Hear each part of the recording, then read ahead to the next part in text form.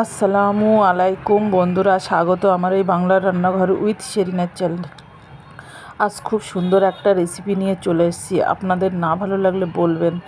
আর দেখেন, প্রথমে তেলটা একদম বাড়ির খাঁটি সরিষার তেল দিয়েছি, আর ঝাল পেঁয়াজটা আমি একটু ভালো রকম ভেজে নিচ্ছি। এই ঝাল পেঁয়াজটা ভেজে নিয়ে আজকে মাছ কষিয়ে কষিয়ে রান্না করব। মাছটা কষিয়ে রান্না করে এত ভালো লাগবে তা কি বলবো আপনাদের সঙ্গে। এই রান্নাটা কিন্তু অসাধারণ একটা রান্না। সবাই এক একজন এক এক রকমভাবে রান্না করে, বুঝতে পেরেছেন বন্ধুরা। তাও আমি এইভাবে রান্না করছি, আপনাদের যদি ভালো লাগে। আর এই দেখেন, আমি আদা রসুনের পেস্টটা আমি হালকা করে পেঁয়াজ ভাজে নিয়েছি, বেশি ভাজবো না, যেহেতু কাঁচা মাছের ঝোল করব, তো ওই জন্য বেশি ভাজলে অতটা কি বলবো বন্ধুরা, আমাদের এখানে গাড়ির আওয়াজে একদম আমি ভিডিওই করতে পারি না। দেখেন, একদম আমার পেঁয়াজ মশলাটা পুড়ে যাচ্ছিলো, হালকা করে আমি পানি দিয়ে নিয়েছি, নিয়ে তারপরে আমি এবারে লবণ হলুদ দেবো। এত দারুণ হয়েছিল কালারটা, কি বলবো আপনাদের সঙ্গে। এই রান্নাটা কিন্তু এইভাবে রান্না করে খেয়ে দেখবেন, ভালো না লাগলে তখন বলবেন। আর রান্নাটা কিন্তু দারুণ হয়েছে। আর বন্ধুরা, কি আমরা তো সবাই রান্না করি, কিন্তু এক একজন এক এক রকমভাবে রান্না করে। আর এই রমজান মাসের দিনে আজকে এরকম প্লেনভাবে রান্না করে খেয়ে দেখবেন, খুবই ভালো লাগবে। আর এই রমজান মোবারক, সবাই এই মাসে সুস্থ থাকেন, ভালো থাকেন, ভালো শরীর নিয়ে থাকেন, ভালো মন নিয়ে থাকেন। সবাইকে সবার মানে সম্মান বা ভালোবাসা দেন, আর সবাইকে ভালোবাসেন। দেখেছেন, মাছগুলো আমার ঠিক মশলাটা কষানো হয়ে গেছে, এবার মাছগুলো আমি এইভাবে সাজিয়ে দিচ্ছিলাম। এটা কি মাছ বলুন তো বন্ধুরা, আমি তো মাছটা চিনি না, আপনারা বলবেন কি? এটা হচ্ছে গুট্টা মাছ বলে, আমার হাজব্যান্ড বলছিল এটা গুট্টা মাছ। এটা নাকি 500 টাকা করে কেজি। এ মাছটা খেতে খুব দারুণ লাগে।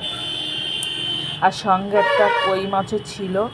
আমি গাড়ির আওয়াজে একদম ভিডিও করতে পারছি না, এত গাড়ির আওয়াজ হচ্ছে। আর দেখেন, মাছটা আমি এইভাবে আস্তে আস্তে আলোকে কষিয়ে নেব।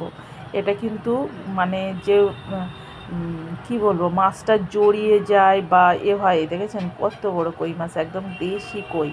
আর এই মাছগুলো কিন্তু খেতে খুব দারুণ লাগে, খুব দারুণ লাগে, না তো অত টাকা কেজি নাই বলেন। আর এইভাবে আমি কষিয়ে নিচ্ছিলাম মাছটা।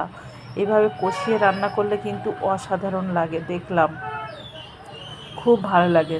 আর মাছটা খাবো তো, তা কি করে খাই বলেন তো আপনাদের ছাড়া?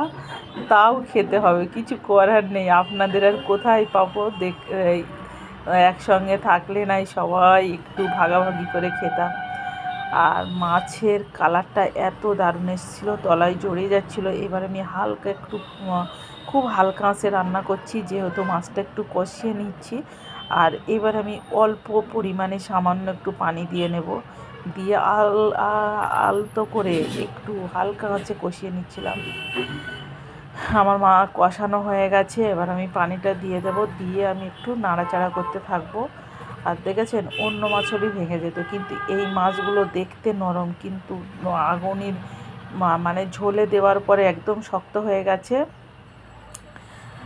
আর মাছটা আমি কোনো সময় খাইনি, এই প্রথম খেলাম, খেয়ে দেখলাম যে মাছটা সত্যি দারুণ। দেখেন, কালারটা দারুণ চলে এসছে, কত সুন্দর কালার চলে এসছে। দেখেন, আমি তো একটু মাখা মাখা ঝোল রাখবো, ওই জন্য এরকম। আর একটা কথা আপনাদের সঙ্গে আমি শেয়ার করব।